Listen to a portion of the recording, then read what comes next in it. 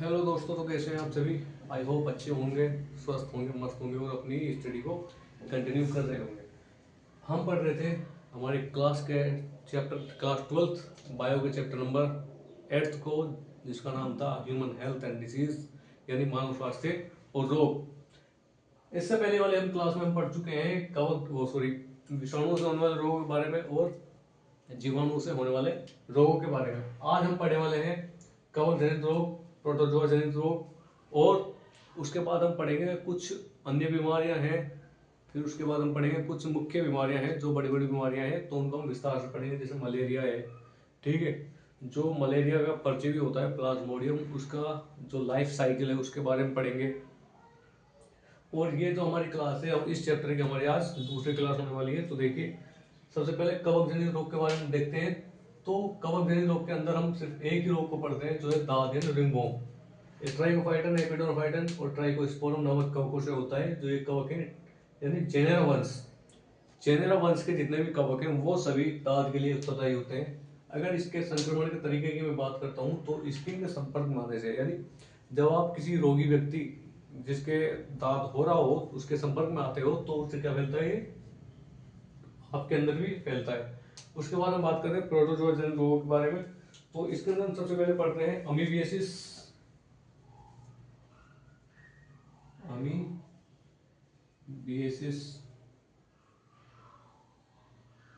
अमीबता भी बोलते हैं इसको,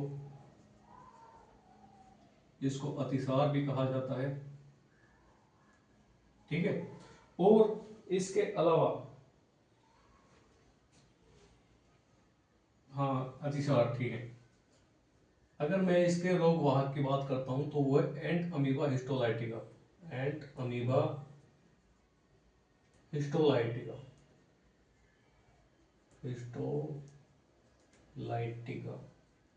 ठीक है। अमीबा से याद रखना, अमीबा अमीबिता यानी अतिसार, अमीबियासिस। और इसके संक्रमण के अगर मैं तरीके की बात करूं, तो ये दूषित भोजन को करने से, दूषित भोजन, दूषित भोजन से फैलता है, प्लस दूषित जल से फैलता है, दूषित जल से फैलता है, ठीक है। उसके बाद नेक्स्ट हम पढ़ते हैं मलेरिया के बारे में। इसको आप स्टार मार्क कर लेना, ये इंपॉर्टेंट है, ठीक है। मलेरिया आप सभी जानते होंगे, आप वैसे काफी लोगों को हुआ भी होगा मलेरिया। तो जो मलेरिया है उसका एक रोगवाहक होता है, क्या होता है, प्रोटोजोआ होता है, क्या होता है, प्लाज्मोडियम, प्लाज्मोडियम, ठीक है। इसको थोड़ा साफ लिख लेते हैं,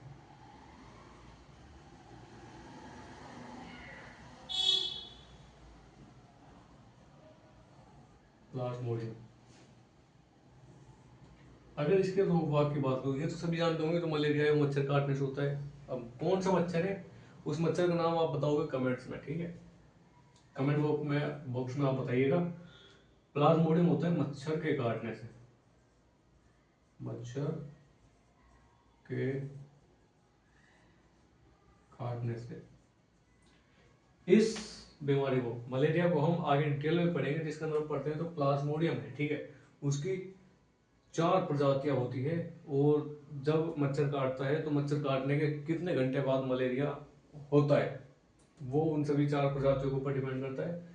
दूसरा, अगर मैं मच्छर की बात करूं, तो इसका मच्छर है मादा एनाफ्लीज, मादा एनाफ्लीज,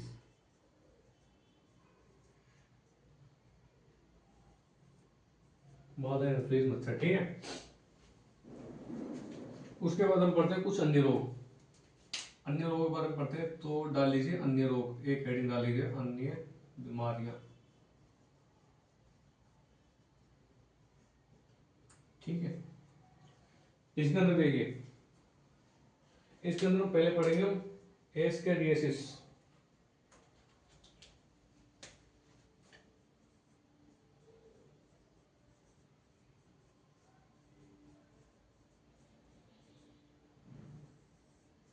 एस्केरियासिस। जो एस्केरियासिस हमारी बीमारी है वो फैलती है एस्केरिस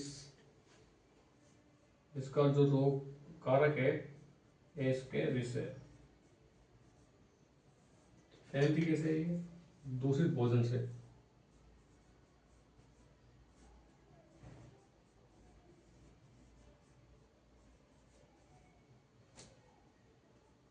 इसकी इंक खत्म हो गई है। दूसरा चल, तो आपको दिख रहा है ना, ये दूषित भोजन से फैलता है एस्केरिस, ठीक है। उसके बाद हम बात करते हैं फाइलेरियसिस। फाइलेरियसिस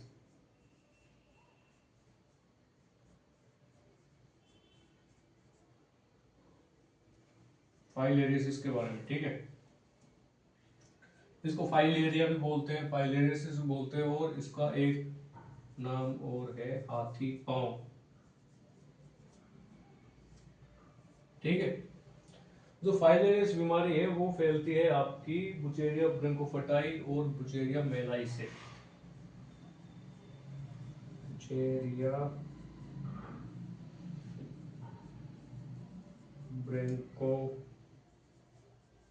ब्रंकोफटाई और बुचेरिया मेलाई,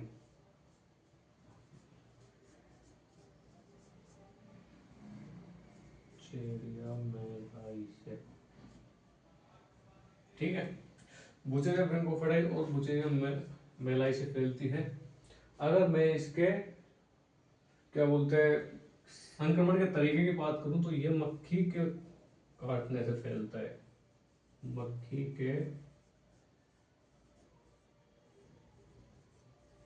मक्खी के काटने से फैलता है। मैं आपको बता दूं, जो बुचेरिया ब्रंकोफटाई और बुचेरिया मेलाई है, ये हमारी जो लसिका वाहिनियां हैं उन पे अटैक करता है, ठीक है।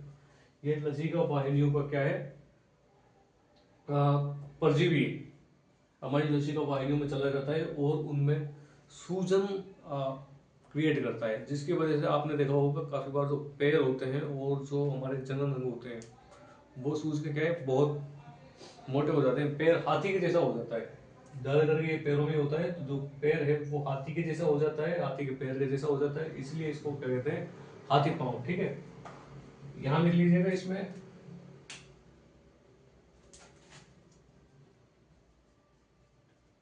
लसिका वाहिनी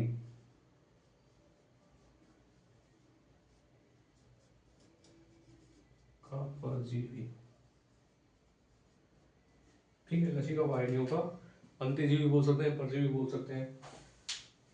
चलिए फटाफट नोट कीजिए, फिर उसके बाद हम पढ़ते हैं। और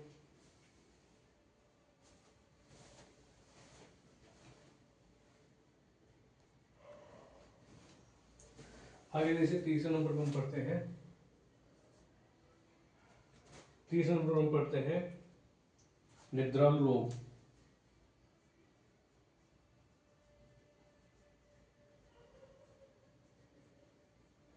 इसको बोलते हैं स्लीपिंग सिकनेस,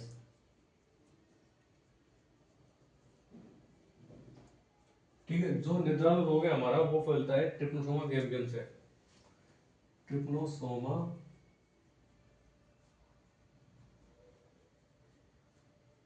गैम्बियम। संक्रमण के तरीके की अगर बात करता हूं तो जो इसके संक्रमण का तरीका है वो क्या है, मक्खी के काटने से। मक्खी के काटने से, यानी जो ये ट्रिपनोसोमा गैम्बियम है इसको एक स्थान से दूसरे स्थान पर पहुंचाने का काम कौन करती है, मक्खी करती है, ठीक है। उसके बाद हम पढ़ते हैं निद्रालु के बाद पढ़ते हैं हम काला अजार।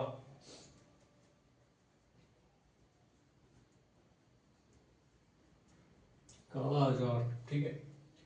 ये फूलता है आपका लिस्मान है दोनों मनी से।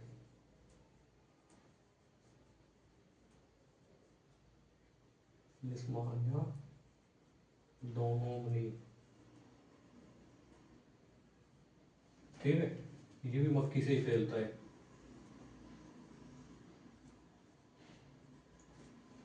उसके बाद हम पढ़ते हैं एस्केरियसिस।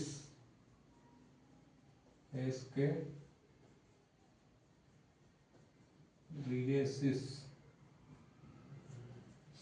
ये फैलता है एस्केरिस से। एस्केरिस से अगर इसके संक्रमण के तरीके की बात करूं तो ये फैलता है सुअर के कच्चे मांस को खाने से। सुअर के कच्चे मांस को खाने से, ठीक है, ये सुअर के कच्चे मांस को खाने से फैलता है। ठीक है, तो अन्य बीमारी हमने पढ़ी इनमें एस्केरियासिस, एस्केरिस दूसरी भोजन, ये दो बार कैसे आई है यार, Ascaris ascariasis, sorry sorry sorry sorry, my mistake my mistake my mistake. Ascariasis ये सही है, दूसरी भोजन से फैलता है, लेकिन जो ये बीमारी है वो एस्केरियासिस नहीं है। ठीक है, वो एस्केरियासिस नहीं है, वो है आपकी टेनियसिस। ये एक मिस्टेक हो गई, टीनियसिस जो आपकी फैलती है टीनिया सोलियम से। टीनियसिस आपकी फैलती है टीनिया सोलियम, टीनिया सोलियम। संक्रमण का तरीका इसका सेम रहने वाला है। ठीक है, चलिए फटाफट नोट कीजिए, फिर उसके बाद हम पढ़ेंगे मलेरिया को डिटेल में। उसके बाद हम कुछ इंपॉर्टेंट बीमारियां हैं जैसे मलेरिया है, कैंसर है, उन चीज़ों को हम क्या डिटेल में पढ़ेंगे। तब तक के लिए फटाफट इसको नोट कीजिए, स्क्रीनशॉट लीजिए।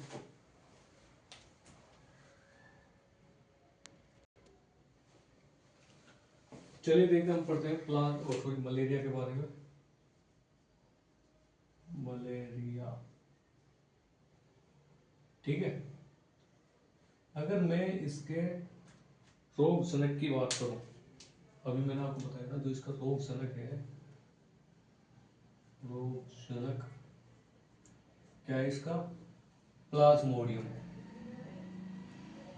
प्लाज्मोडियम।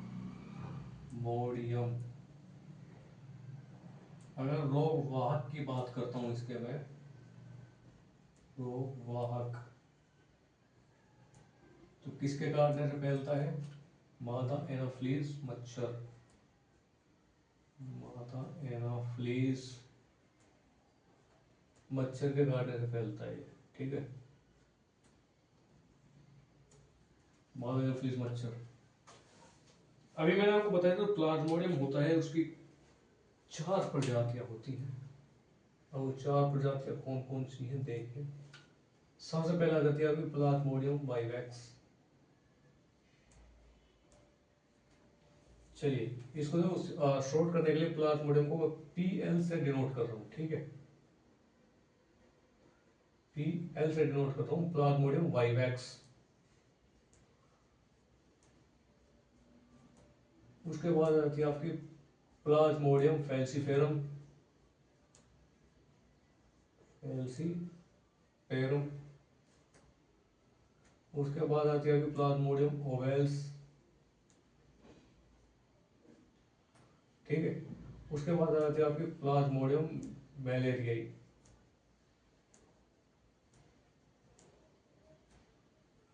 ये इसकी 4 प्रजातियां हैं, Plasmodium vivax, Plasmodium falciparum, Plasmodium vowels और प्लाज्मोडियम मैलेरियाई।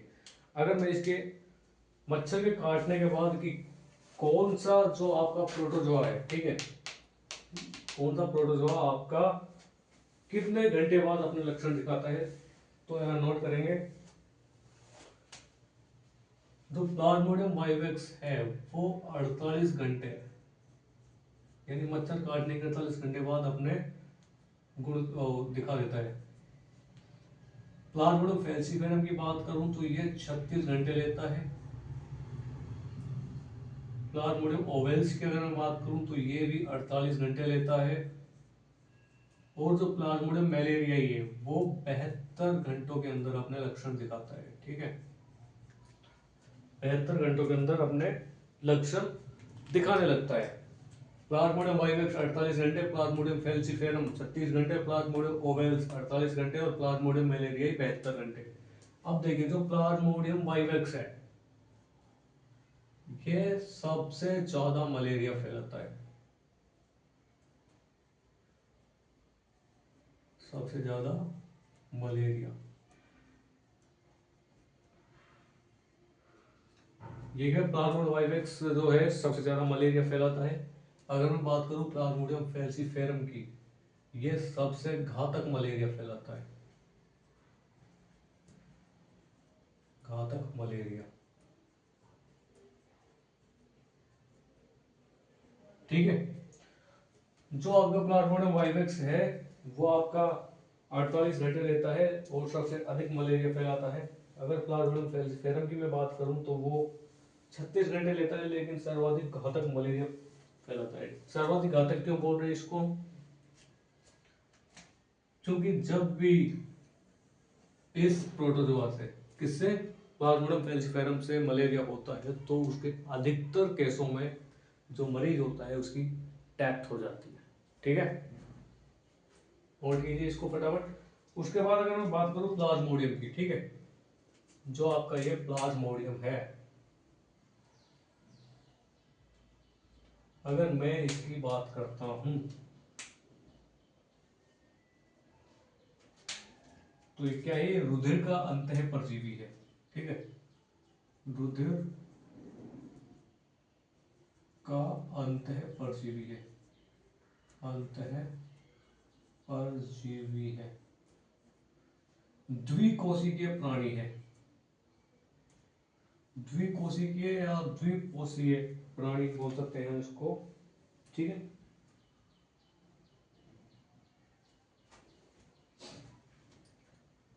यह द्विकोशिकीय प्राणी है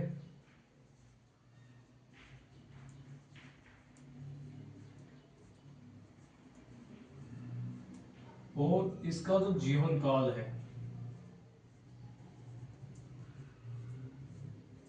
2 पोषकों में पूर्ण होता है। मतलब जो प्लाज्मोडियम की लाइफ साइकिल है उसके अंदर लिए, उसके अपने कंप्लीट जीवन काल के लाइफ साइकिल के लिए इसको 2 पोषकों की जरूरत पड़ती है। पोषक क्या होते हैं? जिनके अंदर रह के या जिनके बाहर रह के अपना पोषण प्राप्त करते हैं, जो पोषण प्रदान करते हैं उनको बोलते हैं पोषक। ठीक है, तो ये 2 पोषकों में पूर्ण होता है।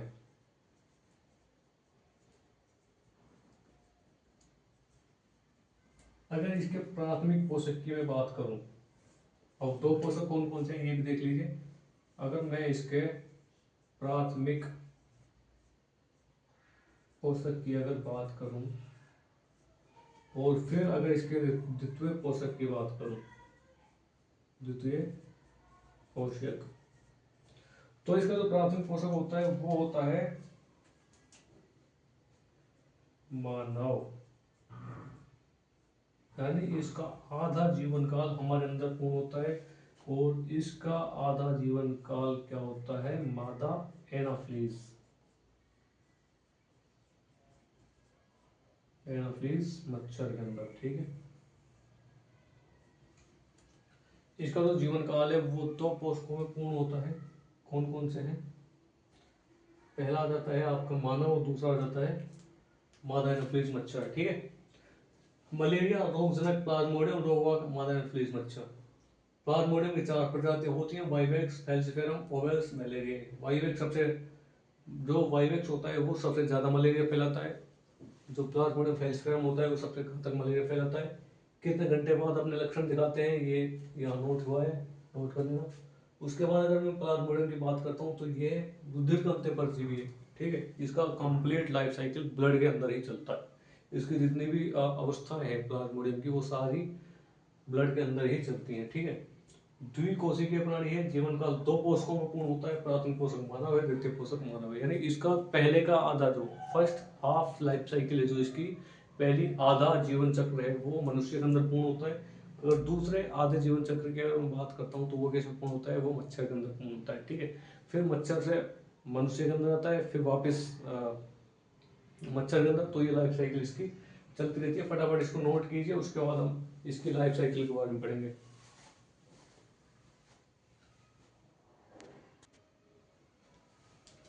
चलिए देखिए, हम पढ़ते हैं मनुष्य के अंदर जो प्लाज्मोडियम का जीवन चक्र है उसके बारे में। ठीक है, तो सबसे पहले हम जानते हैं कि जो प्लाज्मोडियम है सबसे पहले कहाँ होता है, मच्छर की लार में।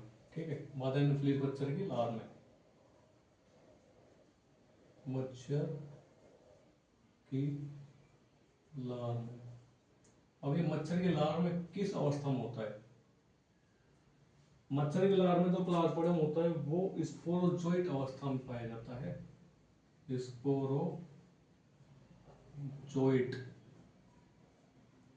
अवस्था, ठीक है। ये स्पोरोजोइट अवस्था में पाया जाता है, ये इसकी स्टार्टिंग फेज होती है। जब ये स्पोरोजोइट या जब ये मच्छर इंसान को काटता है तो ये स्पोरोजोइट चले जाते हैं किसके अंदर?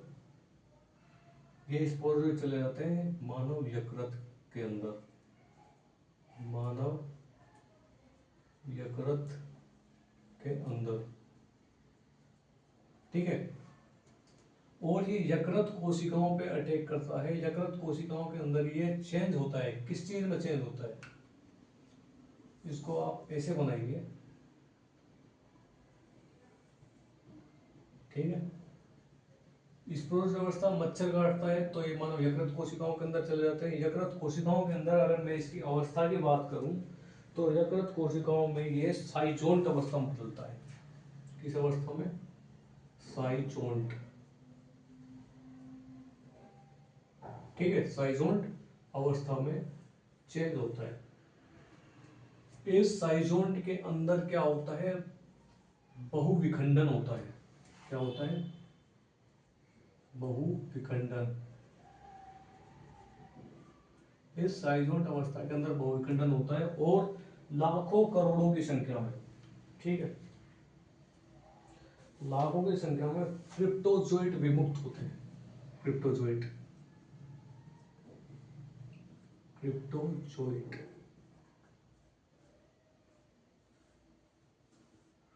ठीक है। अब ये क्रिप्टोजोइट क्या जाते हैं? ब्लड के अंदर जाते हैं, आरबीसी पर अटैक करते हैं। ब्लड के अंदर, ब्लड के अंदर आरबीसी पर अटैक करते हैं, ठीक है। जब ये आरबीसी के ऊपर अटैक करते हैं तो आरबीसी के अंदर एक वो पाया जाता है, ग्लोबिन प्रोटीन पाई जाती है जिसको बोलते हैं हीमोग्लोबिन, ठीक है, हिम प्लस ग्लोबिन। और इसके आगे इसका जीवन चक्र चलता है आरबीसी के अंदर।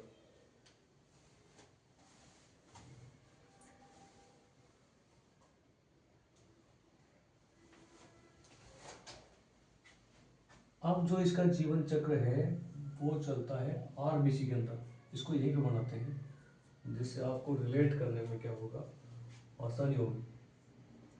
आरबीसी पे अटैक करता है तो क्रिप्टोजोइट अवस्था है जो वो परिवर्तित हो जाती है आपकी किसके अंदर? क्रिप्टोजोइट में, ठीक है, ट्रोफोजोइट में। जो आपकी क्रिप्टोजोइट अवस्था है, क्रिप्टोजोइट, ये परिवर्तित होती है आपकी क्रिप्टोजोइट ट्रोफोजोइट में, ट्रोफोजोइट, ट्रोफोजोइट अवस्था में परिवर्तित होती है। उसके बाद जाती है सिग्मोइड अवस्था में जिसको बोलते हैं हम सिग्नेट रिंग, ठीक है। क्रिप्टोजोइट, क्रिप्टोजोइट चेंज होते हैं ट्रोफोजोइट के अंदर, उसके बाद सिग्नेट रिंग, उसके बाद अमीबोइड अवस्था, उसके बाद साइजोंट अवस्था। इसके बाद आती है इसकी अमीबोइड अवस्था, अमीबोइड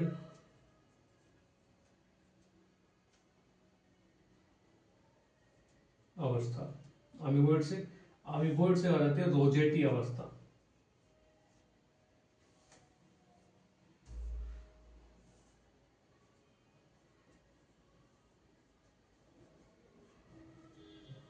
रोजेटी अवस्था, ठीक है। उसके बाद आती है इसकी रोजेटी अवस्था आ जाती है। रोजेटी अवस्था के बाद ये रोजेटी अवस्था आपकी चेंज होती है हीमोजोइट में, मीरोजोइट, सॉरी, रोजेटी अवस्था आ जाती है आपकी मीरोजोइट के अंदर, मीरोजोइट जोइट कहते हैं, ठीक है। तो ये जो आपकी साइकिल है ये आरबीसी के अंदर, तो इसको बोलते हैं आरबीसी चक्र, ठीक है। ये आपका आरबीसी चक्र होता है। आपसे पूछ सकता है कि आरबीसी के अंदर प्लाज्मोडियम की कौन कौन सी अवस्था पाई जाती है। आरबीसी के अंदर प्लाज्मोडियम की क्रिप्टोजोइट अवस्था पाई जाती है, वो ट्रोफोजोइट अवस्था में कन्वर्ट होती है, ट्रोफोजोइट सिग्नेट्रिन अवस्था आती है, सिग्नेट्रिन से अमीबोइड अवस्था, अमीबोइड से रोजेटी अवस्था और रोजेटी से म्यूरोजोइट। अब ये जो म्यूरोजोइट होते हैं, ये जो आपके म्यूरोजोइट अवस्था है,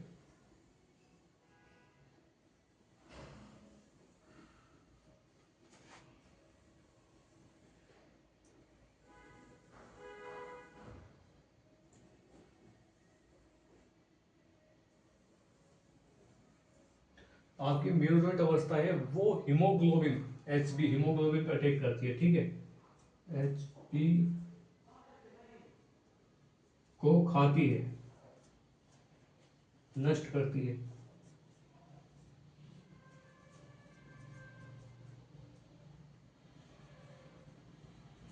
हीमोग्लोबिन को नष्ट करती है, ठीक है। तो हीमोग्लोबिन को ये कुछ मात्रा में खा जाती है, उसके बाद जो उसके हीमोग्लोबिन कण बचते हैं उनको बोलते हैं हीमोजोइन कण, ठीक है। अभी ये पूरा प्रोसेस किसके अंदर चल रहा है, आरबीसी के अंदर। इसके बाद क्या होता है, जो इसकी म्यूरोजोइट अवस्था है, म्यूरोजोइट प्लस हीमोग्लोबिन कण, हीमोग्लोबिन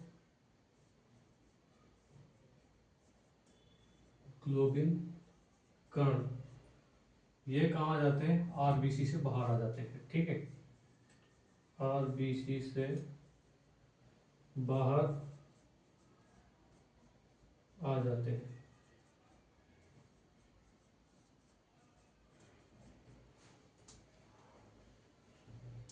ठीक है। तो हीमोग्लोबिन कण और म्यूरोजोइट अवस्था है, ये क्या बनाते हैं मिलके, ये बनाते हैं गैमेटोसाइट अवस्था। कौन सी अवस्था बनाते हैं, ये बनाते हैं गैमेटोसाइट अवस्था। ये प्रोसेस यहां पे नहीं होता। जब ये देखिए म्यूरोजोइट और ग्लोबिन कण है, हीम कण इसको बोलते हैं हीमोजोइन कण, हीमोजोइन कण भी बोलते हैं इनको। हीमोग्लोबिन कण को बोलते हैं हीमोजोइन,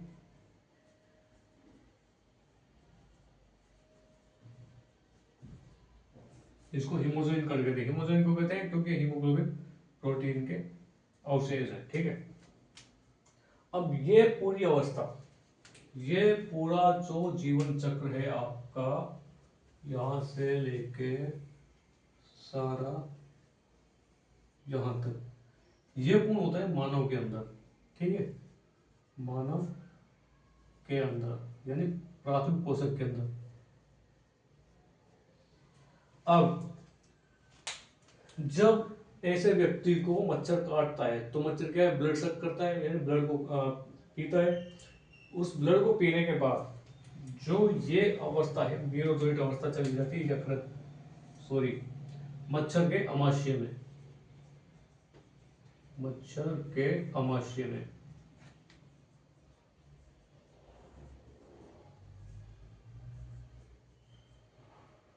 अमाशय में, ठीक है, मच्छर के अमाशय में। अब मच्छर का जो अमाशय है, मच्छर का जो पेट है, उसके अंदर जाने के बाद ये चेंज होती है गैमेटोसाइट अवस्था में। किस अवस्था में, गैमेटोसाइट, गैमेटोसाइट,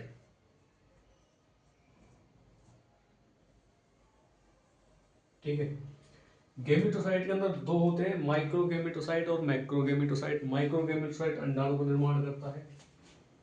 कौन कौन सी होती है, माइक्रो गैमेटोसाइट, माइक्रो गैमेटोसाइट, और दूसरी होती है मैक्रो गैमेटोसाइट, मैक्रो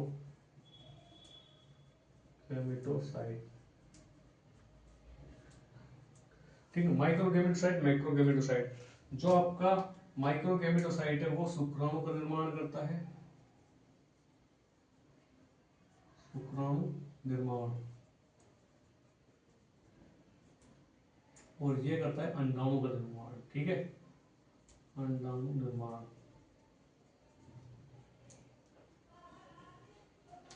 उसके बाद इन दोनों में क्या होता है, निषेचन होता है। निषेचन होता है, निषेचन से क्या बनता है, युग्मनज बनता है।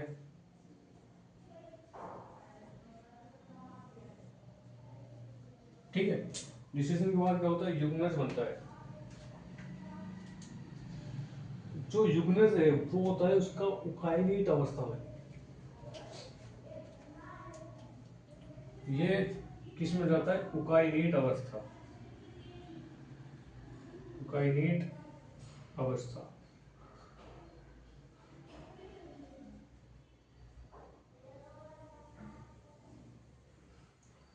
उकाइनीट अवस्था क्या करती है, मच्छर की जो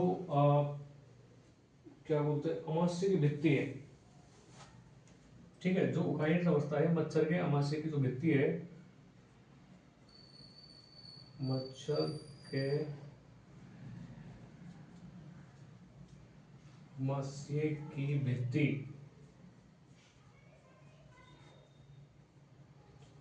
में प्रवेश करता है।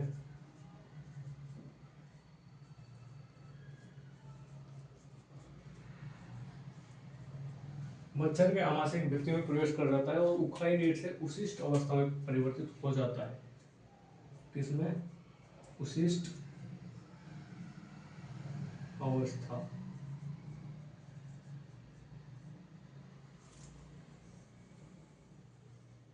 ये उशिष्ट अवस्था में परिवर्तित हो जाता है। उशिष्ट अवस्था में क्या होता है, आपका बहुविभाजन होता है। उशिष्ट अवस्था के अंदर होता है आपका बहुविभाजन, बहुविभाजन। ठीक है, इस बहुविभाजन के बाद, इस बहुविभाजन के बाद क्या होता है आपका, इस बहुविभाजन से लाखों की संख्या में क्या इस बहुविभाजन से क्या बनता है, वापिस से स्पोरोजोइट बन जाते हैं। ठीक है, स्पोरोजोइट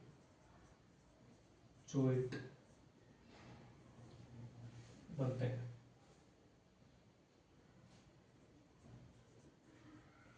अवस्था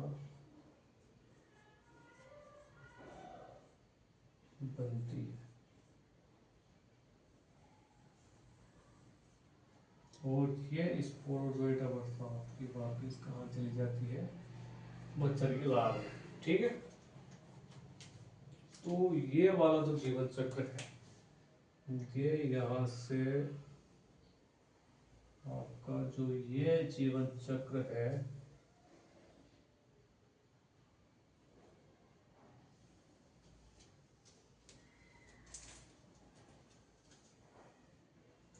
ये होता है द्वितीय पोषक में या मच्छर में, मच्छर के अंदर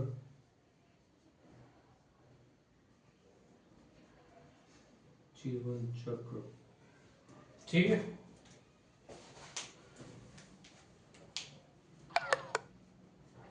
देखिए मनुष्य में जीवन चक्र,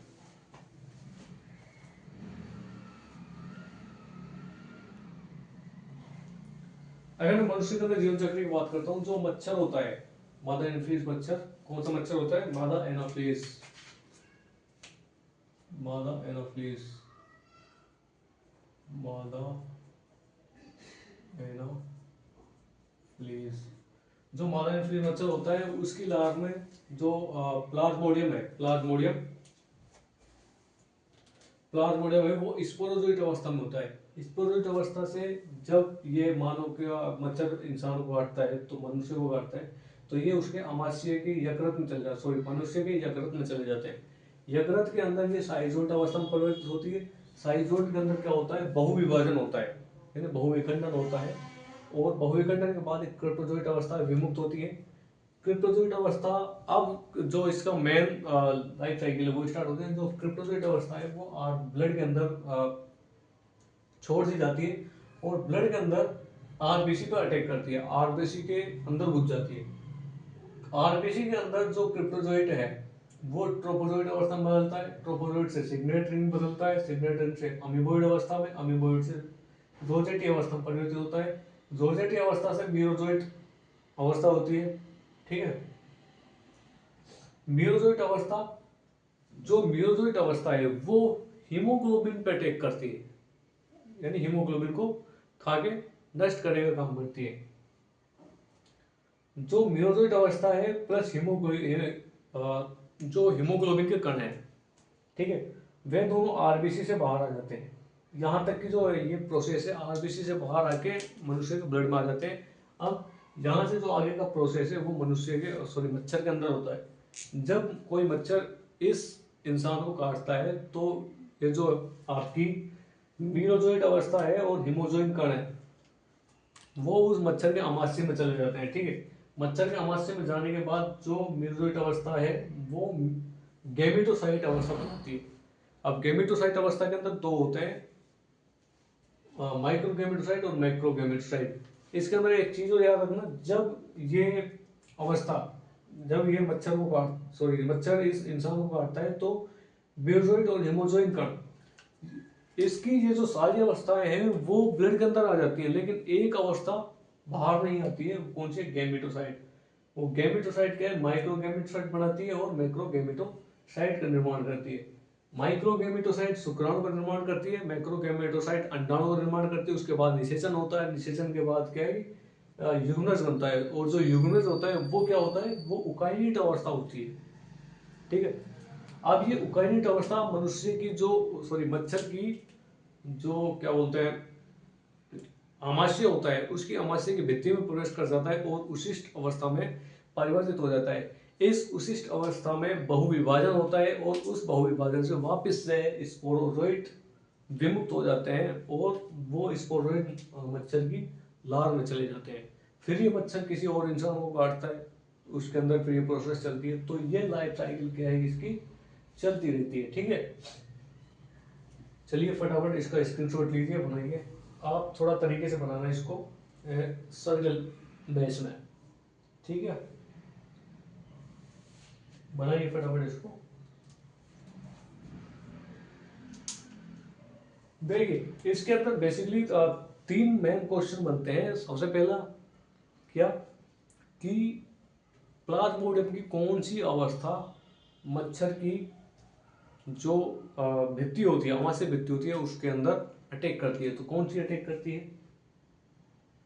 उकाइनेट अवस्था। ठीक है, दूसरा प्लाज्मोडियम की कौन सी अवस्था यकृत में प्रवेश करती है? यकृत में कौन सी प्रवेश करती है भाई? स्पोरोजोइट अवस्था। ठीक है, तीसरा और इंपॉर्टेंट, सबसे इंपॉर्टेंट पूछता है कि प्लाज्मोडियम की कौन सी अवस्था, प्लाज्मोडियम की कौन सी अवस्था है जो आरबीसी पर अटैक करती है? ये इंपॉर्टेंट है। क्रिप्टोजोइट, जो क्रिप्टोजोइट अवस्था है वो आरबीसी के ऊपर अटैक करती है। ये आपका इंपॉर्टेंट पॉइंट बन जाता है। चलिए फटाफट नोट कीजिए इसको।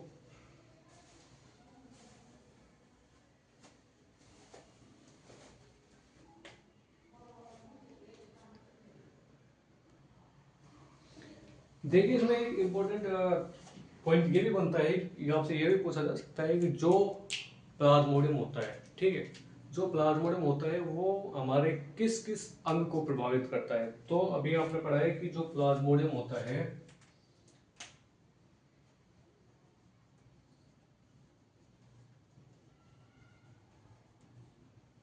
प्लाज्मोडियम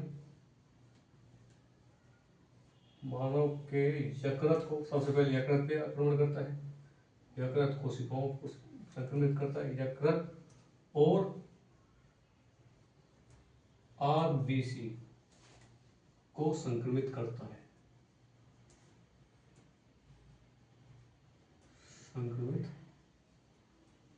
करता है। ठीक है, हार्ट विशु और यकृत को संक्रमित करता है। चलिए फटाफट नोट कीजिए। उसके बाद हम पढ़ेंगे कैंसर के बारे में, जो इससे अगली क्लास में पढ़ेंगे। फिर इसके बाद इसका चैप्टर का जो फर्स्ट पार्ट है ह्यूमन हेल्थ एंड डिसीज वो कंप्लीट हो जाता है। उसके बाद हम पढ़ते हैं फिर इसकी रोग, मनुष्य की जो हमारी रोग क्षमता होती है, रोग निवारक क्षमता होती है, ठीक है, उसके बारे में।